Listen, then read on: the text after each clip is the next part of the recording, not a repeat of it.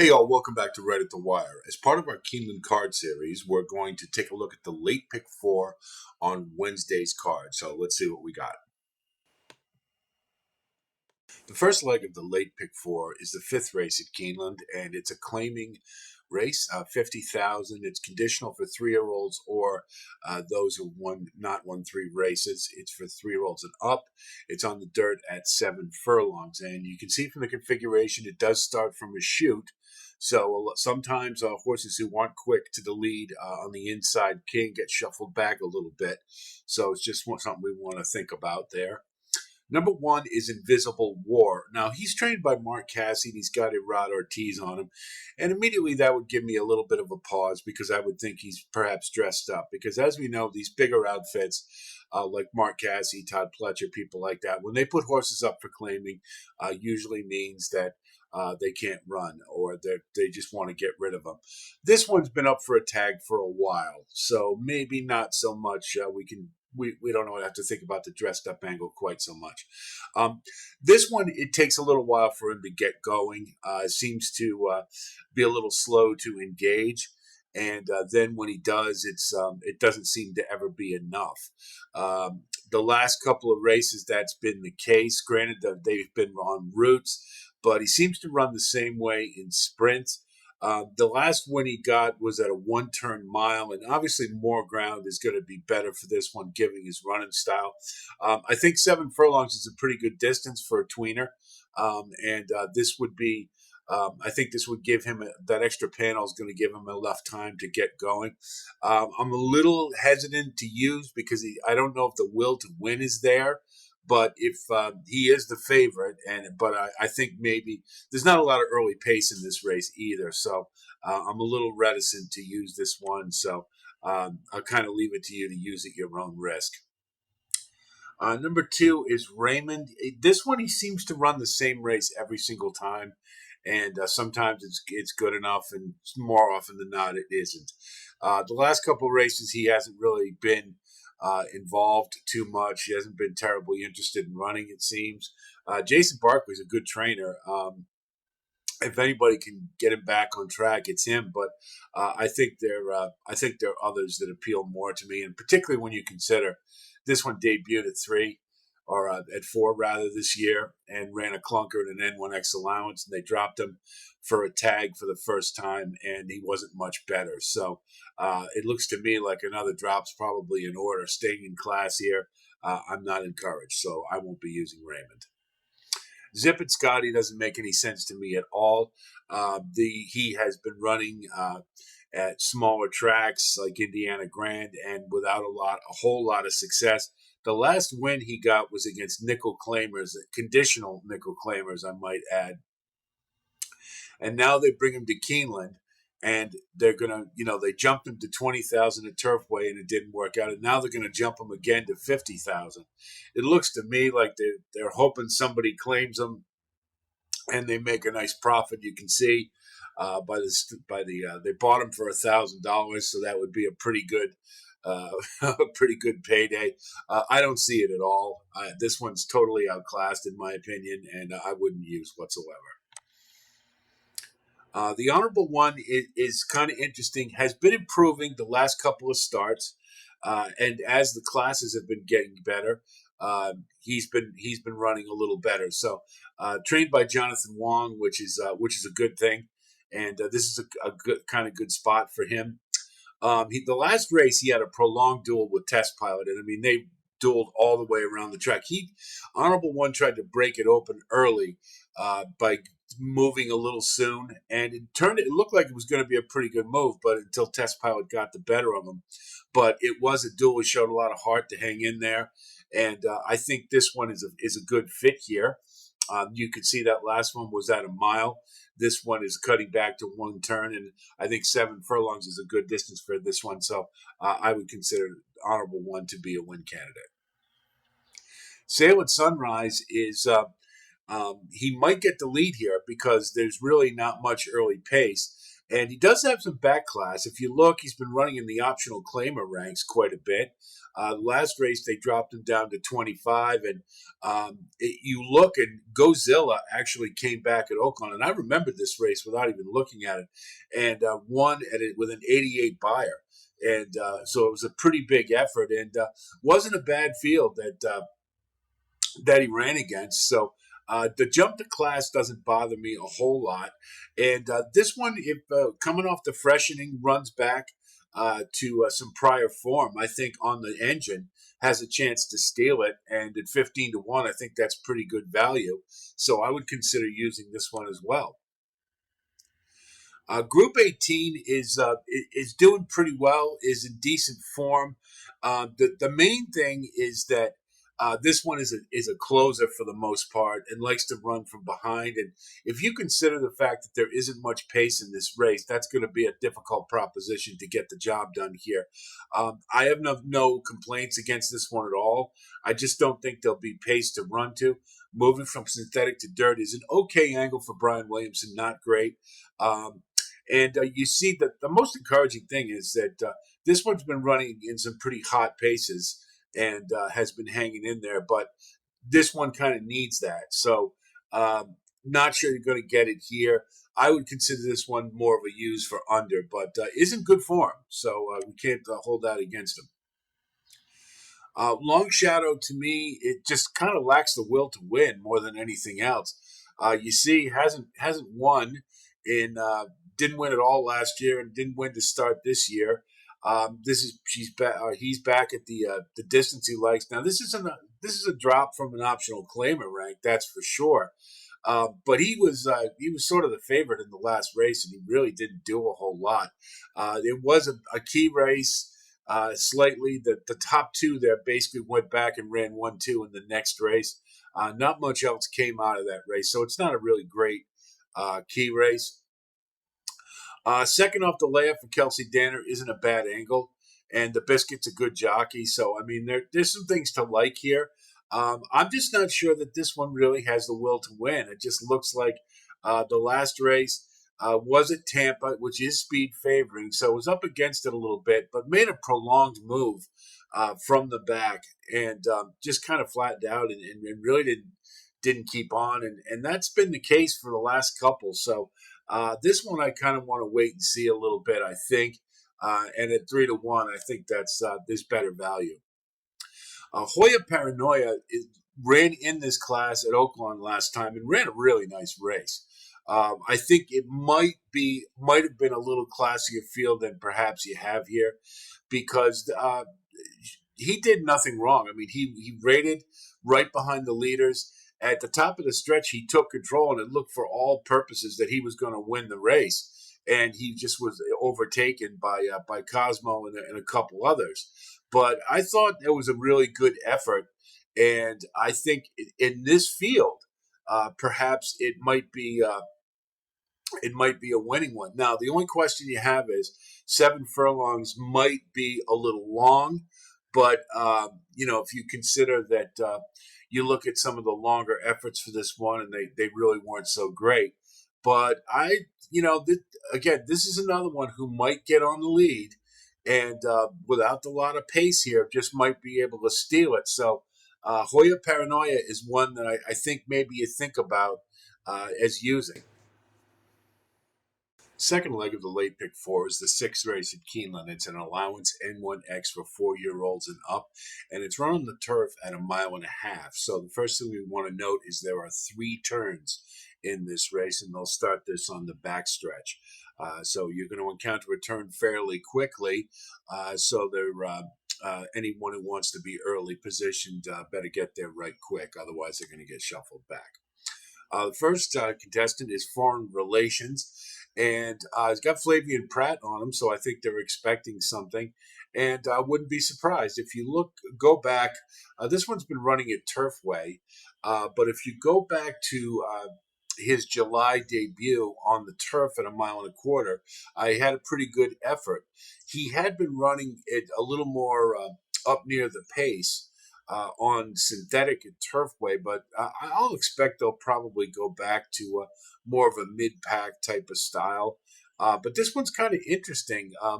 Given that early effort and then the move to synthetic, and there was no turf at Turf Way, so oddly enough. Um, this one's kind of interesting. The only thing that bothers me a little bit is the sire is not necessarily known for long distances, so the distance might be a little bit much. But at 15-1, this is one to think about. Given that early maiden effort and the return to turf might be a pretty good thing. Solid Country Gold ran last week and ran kind of a middling effort. It was a very mild rally in the stretch, but wasn't one of those where you saw any like big explosive kick or something you get excited about, like if there was traffic or something like that. So it was just an okay effort and didn't really have any pace to run to last time. And I don't necessarily think that would be the case here as well. Doesn't look like there's really not too much early speed, and it's a mile and a half race. So chances are you'll probably be encountering the same thing. I like this one for the last race, but given basically the same performance as two back, we're just kind of a mild fourth, and Wayne Catalano has no record of wheelbacks at a week. I think he's more just kind of anxious to get on the board. He's 0 for 9 for the meet, and Jared Loveberry is 0 for 13. So I'm going to pass on this one for this race. Evan Harlan is probably the speed of this race and has been running in really good company and doing pretty well. When she's able to tamp the pace down, then I think she could, or he rather, could have a good chance to win this. Got Joel Rosario on him, but and we kind of know that he likes to take them back. So, but I mean, I think that there's no doubt that this one's going to be on the lead. Now the question would be, can he hang on given the other runners? There's a lot of stalkers in this race who I think will be up near the lead pressuring, so it's going to be kind of hard to get away. But I think this one has some talent, and you see, ran in the graded stakes last time and didn't do too bad. But out west, Master Foxhounds is a pretty good horse, and was hanging in there till very late in the stretch. So this one has some talent, and I think this is one you might want to think about to try to wire the field, but it's going to be a tough proposition. El Ahiado, I guess is how you pronounce it. This one just isn't good enough. Has been running in starter allowances and claiming races without a whole lot of success. And in particular, that last one at Turfway was a total dud. Didn't do any running at all. The return to turf might help a little bit, but just basically outclassed in this field, so I wouldn't bother with the 4. Sea Falls is another one who likes to run on the engine. The thing is with this one that the last two, if you look, the pace fractions were extremely slow. 51 and 116. Any time in this one's career when she's had to amp or he's had to amp it up a little bit has basically faded.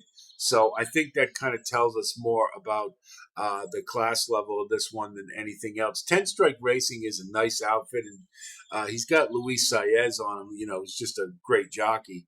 But I wonder about that. Just if the 3 would give this one the lead and let him tamp it down like that, it's possible. I just kind of think that I like others better in this spot. And given the fact that there's other front runners in the race, I think this one would probably be up against it. But again, you're going to get value, but I just think it's going to be a tough proposition. Wind Twist, I don't see a lot here. This one's been running in nickel claimers and starter allowances. I think this one's in the race probably for the distance and nothing more. Not too often you get to run a mile and a half, so but I can't see any reason to back this one, so I would throw this one out. Silent Steve, pretty much the same thing. He really doesn't have the class of the other horses in this race. Took quite some time to break his maiden, and he did it at the maiden claiming level in Arlington 2 years ago. Rest in peace. But the last 2 at Turfway haven't really been they've been okay. I mean, he did get a win at 15,000 level, but that's a significant drop from where he is here today. So I'm not going to use this one either. Smokey Lee is the last race jumped up in class by 50% from 12.5 to 18, and didn't do too bad. Ran a decent race to get fourth, and it's second off the layoff. And if you want somebody that maybe at for a price underneath, this one might be one you think about. But this one's not a win candidate given the others in the field. So under only if you do use. So I wouldn't put it on the pick four ticket. Mount Rundle is one of the ones that should be reigning up near the lead. Um, and he tried to get on the engine and couldn't quite do it. He was kind of fighting Master of the Ring and a couple others. But I don't know if they want to continue that style. This one seemed to be a little more suited to running late and from off the pace. Given the distance, might want to stay up near I'm just not sure what they're going to do, but Johnny V's on board, and he'll know exactly how to handle it. That's a given. So this one I think is kind of interesting at 8 to 1 to uh, to consider. I think there's others I like a little bit better, but this is one you might want to think about. Always Above has been running in really solid company prior to the layoff. Ran in a grade 2 and a grade 3 and an ungraded and even an N2X allowance at Keeneland. So this one's been running at some pretty good class levels. It has done okay, not great, but this would be a bit of a class drop, I think.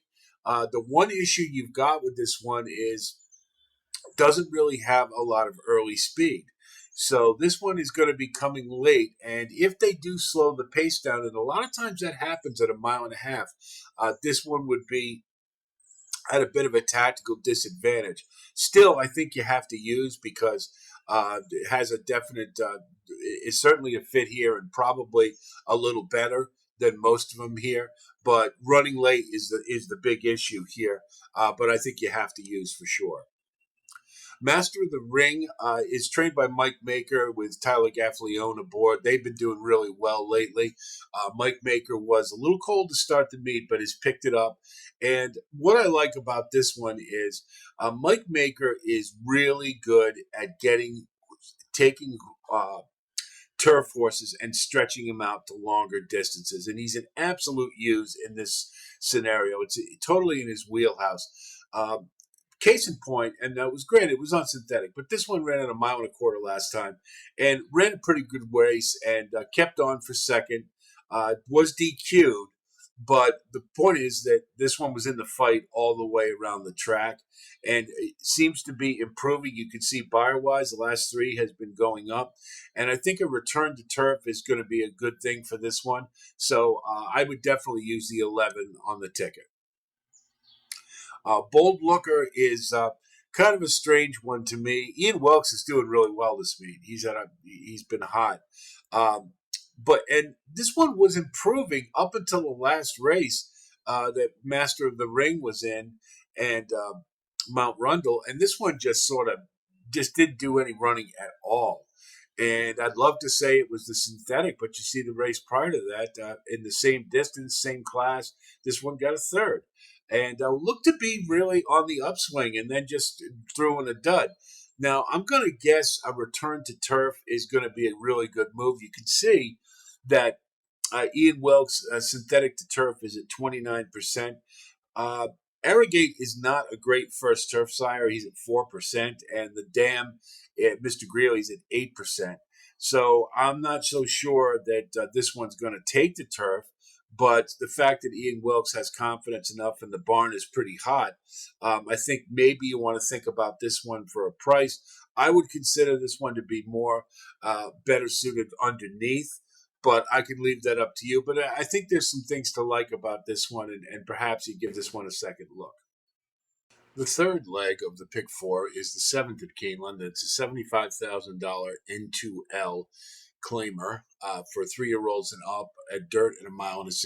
And first thing we want to take note of is the configuration, remembering that 1.1 miles, the finish line is at the 16th pole. So it's a short stretch, and it's definitely going to favor any runners up on the lead or near it. Number 1 is Chileno. He's owned by Winchell Thoroughbreds. He's trained by Steve Asmussen, and he's got Tyler Gaffleone aboard, and his sire is Gunrunner. What's this one doing in a claiming race? Uh, Obviously, if you look at the past performances here, it took quite some time to break the maiden, and did okay in some ungraded stakes, but really this year hasn't done very well at the N1 exit allowance level. Has faced some good company. The last race had Barbara Road, who just finally won a race, much to our chagrin, in Icarus, and that was a pretty good field. This one tried to wing it from the front end and just didn't have enough in the stretch. Um, this one looks a little dressed up to me, and meaning that they have basically given up, so they put an A-level jockey on them and make it look like they still care, when really all they want to do is get rid of them. It's not impossible that this one would contend, but given the late form, I would probably want to look elsewhere, because you're going to get a definite underlay. Use at your own risk. There's basically 2 of them in here. I would pick one that you feel better about, maybe, and use. But there, this one looks like dressed up for a tag. Number 2 is Film Star. This is the other one that looks a little dressed up. He sold for $300,000 at the Keeneland sale. Brad Cox trains him. Flavien Pratt is the jockey, and Gary and Mary West own him. That's A-level connections, and yet he's in a claiming race. You look at this one. The last race wasn't that bad. The course was extremely rank early on, but settled down a little bit and made a bit of a run before weakening, and I'd have to believe that had something to do with being rank. Of the 2, between Chileno and Film Star, I probably would prefer this one. Ran at the, it hasn't been down the track very long. It did win its second asking, so this one has some ability. Maybe the class relief will help a little bit. If I had to choose between the 1 and the 2 to use of the 2 that are dressed up in this race, I'd probably take this one. Number 3, Little Bro Coupe, is trained by Chris Hartman, who just killed it at Oaklawn, had a fantastic meet, and he has picked up where he left off here. He's 1 for 3 already. Got Rod Ortiz on this one. Just broke his maiden at the 40,000 level. It was a pretty good effort. The thing is, though, they had to drop this one in class to get better efforts out of. So that immediately is a concern. The thing is, in this last race, won by 6 1/4 lengths, but there was a long shot on the lead, and this one just laid off. Most of the other runners were laying way back, and so this one took advantage of that and pounced, and drew off. Was way ahead of the field before the others could catch up. They were kind of caught flat-footed. So tactically, it was a good race. I don't know if it demonstrated ability to be moving forward. You see, the buyer was the same for the last 2 races. So it's a little illusory, in my opinion. So, I think this one is pretty good, but I don't think we should be considering that big 6 1/4 length victory as meaning that this one is a superstar or something. It's still a 75,000 claimer, and there are others in here that are pretty good. So that 3-1, those 3-1 odds might be a bit of an underlay, especially since this is the first time against winners. So just a couple things to keep in mind. I'd be very advised with this one. Number 4 is Bright Spark. This one has been showing some steady improvement until the last race, and but that was a key race. Brigadier General Guntown won his next start out, and then there was another one who finished actually up the track, who came back and won a $30,000 claimer. So it was a pretty good company this one left. So it wasn't. This one has been, like I say, has been making some improvement, and even though they had dropped this one to the maiden claiming ranks to get a win, came back and did break his maiden at the maiden special weight level. And you see, that was a key race as well. This one's got a lot of italics. So he's been facing some good company. Ricky Bobby, incidentally, in the three back who finished third, he was the one who won the 30,000 claimer. So I mean, I think this one at 8-1, you get some pretty good odds, and I might consider this one more for underneath. But I think there's something here, and it's the first one for a tag, and it's a bit of a class hike, but I think this one probably will do a little better than the 8-1 odds indicate. Princely is basically seems to run at the level of his competition. He's trained by Kenny McPeak, Brian Hernandez aboard. We know it's going to take a little while for this one to flower. Did win at second asking, but you see the buyers aren't improving. And what's more concerning to me is it looks like he just kind of runs to the level of competition he's racing at. So I don't see any effort to be better than that. Now, that last race was against Bishop's Bay and Demolition Duke and First Defender. That was a pretty awesome optional claimer for sure. And it's the fact that he finished fourth, I suppose, isn't bad. It was a clunk up. It certainly didn't factor in the race in any fashion. So I don't really like this one in this spot. I think that this one will probably be better a couple of starts away, but not right now. And I think there's others that I like better. Group Hug is trained by Mike Maker and Luis Saez aboard. You couldn't get for better connections than that right now. Mike Maker is his barn seems to be heating up over the last couple of days. This angle, second off the layoff and turf to dirt, he is at 25% win clip with a 280 ROI. So it's a good spot. If you consider this one was off nearly a year prior to that start, didn't do bad, and also got a career high buyer. So those are two things that you like to see. It rallied okay and may have needed a race. So I'm going to expect that this one's going to run a little better than that. I don't know that necessarily is a win candidate, but I think there's some pretty good value here. And if things do break right, I could see this one factoring. The runs a little bit off the pace, and that with the short stretch, it's a bit of a disadvantage. But I think the form's there, and I think this one is likely to move forward. Royal King is trained by one of my favorite trainers, Mac Robertson. He's notorious for his horses always give you an honest effort and they fire. This one is the last race. Look at who he faced: Corona Bolt, Favorite Outlaw, Ignitus, and there were a couple others in there. That was a really good allowance field. So we're not going to knock him for finishing fifth, because if you go back and watch that race, he was right with them all the way about mid stretches when he started backing up. So this one definitely has some talent. You can see that from the maiden special weight win and got a 91 buyer. Now, granted, it's a little bit, dropping into the claiming ranks a little early is something you might wonder about. But I think Mac Robertson's probably smarter than I am when it comes to placing horses. So I think this one's a really solid win bet. More than likely, we'll get on the engine. And with the short stretch, 2 turns, I don't think is going to be a problem, being by Bernardini. I like this one in this spot, and I think is a definite use, considering sprint to route's a pretty good angle, and you're getting you got a bit of a freshening. So I like this one in this spot. The last leg of the late pick 4 is the 8th race at Keeneland, and it's a maiden special weight for 3-year-old fillies on the turf at a mile. And as you might expect in this race, there's a million different ways to go. Many of these could be any kind.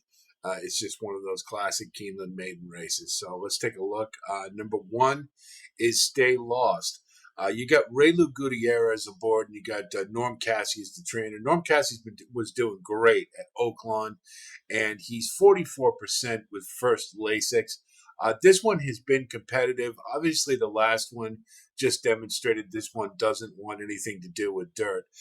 If you look at her turf form, she has faced some really good fillies: Botanical, Juniper Marshmallow, Pink Hue, Zagara, Delight. I mean, those are some good fields, and she hung with them pretty well.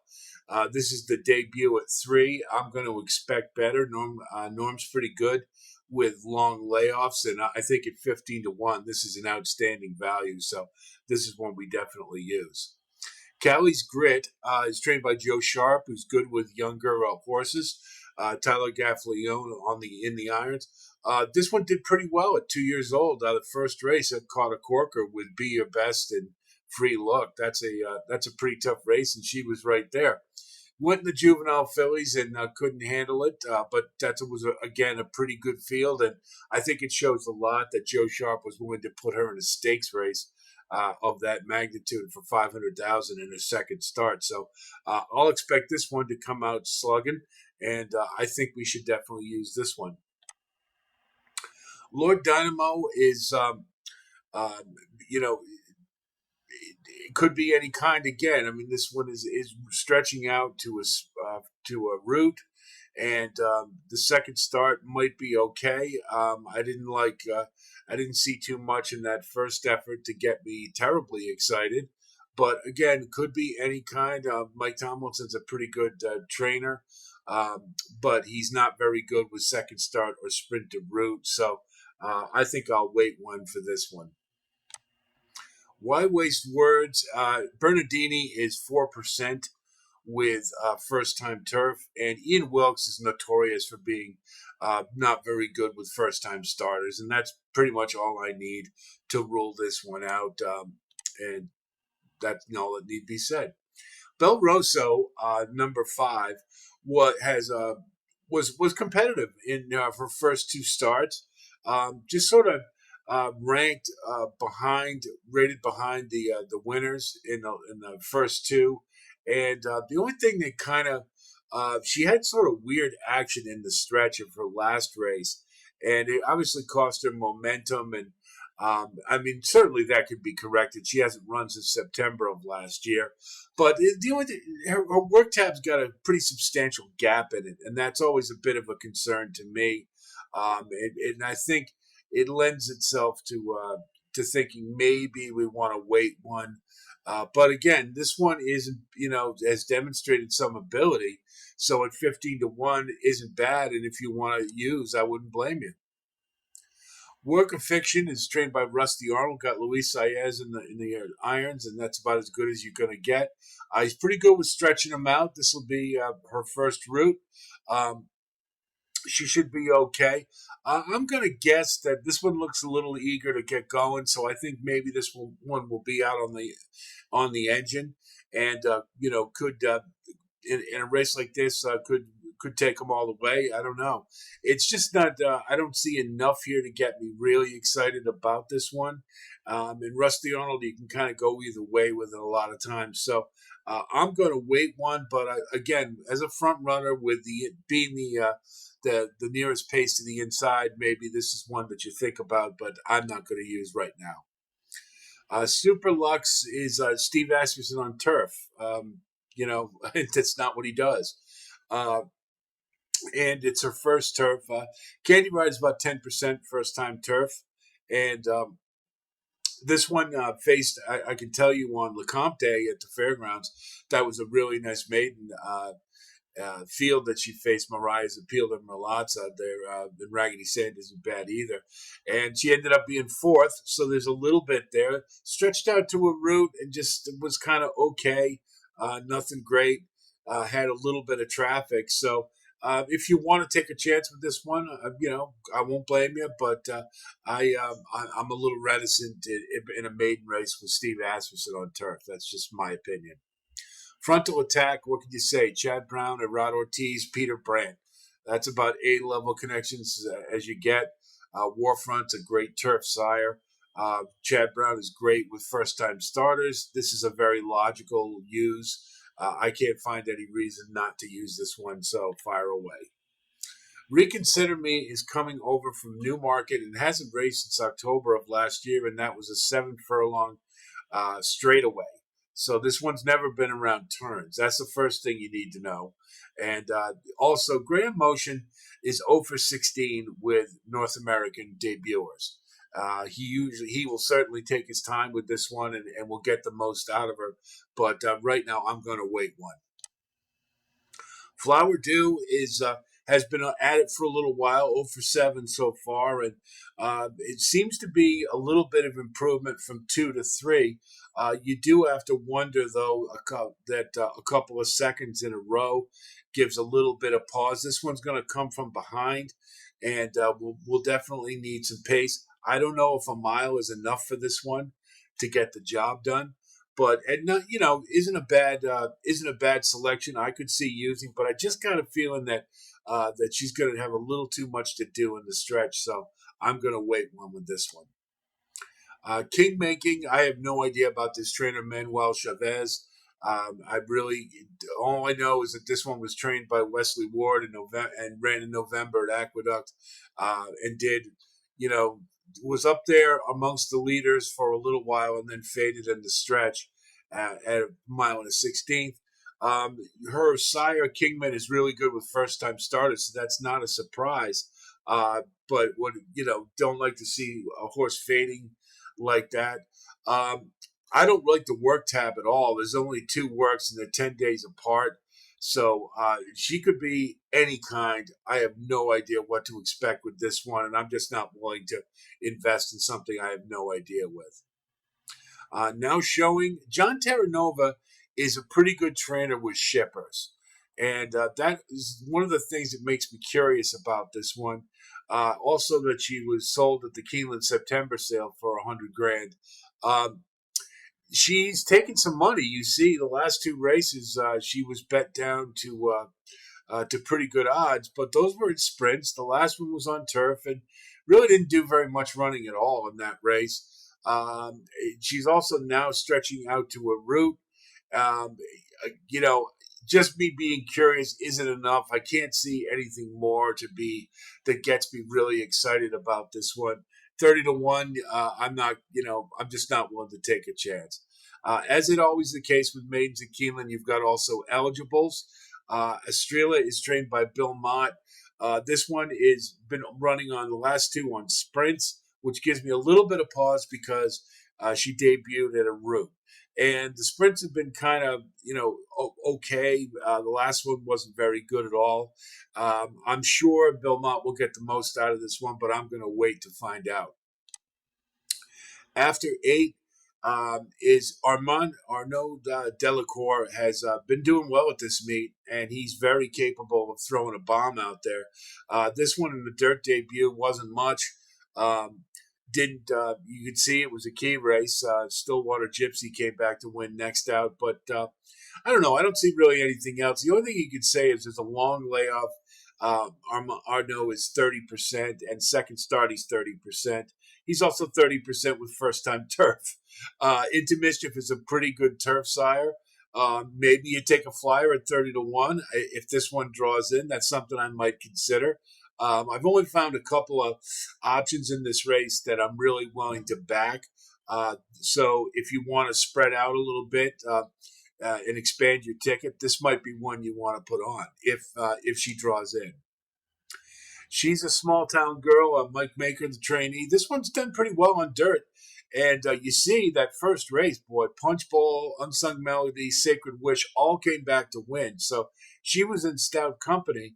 And the next start, Unsung Melody again and Into Love. So she's been facing really good company.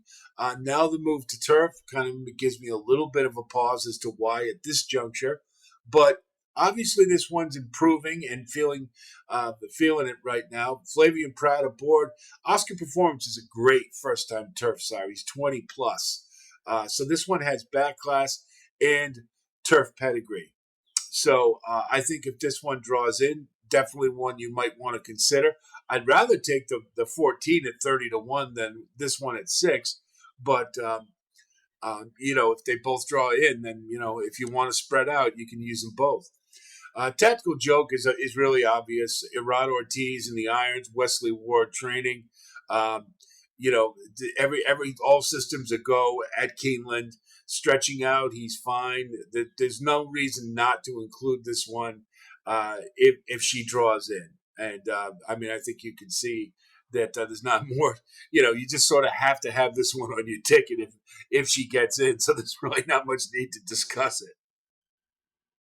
So let's take a look at our ticket for the late pick four. In the fifth race, we're going to use 1, 4, 5, 8. In the sixth, we're going to use 1, 3, 10, 11. In the seventh, we're going to use 2 and 7. And I wouldn't blame you if you single the 7. I think that's a pretty good bet, but we want to hedge a little bit in that race. And in the eighth, I mean, it could be any kind. There's a million ways to go in that maiden race, but we're going to go with 1, 2, and 8. And I think the also eligibles, if the 16 draws in, then you absolutely have to use. And a couple of the others you might want to use for value, but you got to think about ticket size. So this is 32 by 3 is 96. So it's a $48 ticket. I think there is some value to be had particularly in the first couple of races and perhaps in the last one. So hopefully that will stretch out our we'll get some value for our money there. But that's what I see is. But there's a lot of different ways you can go.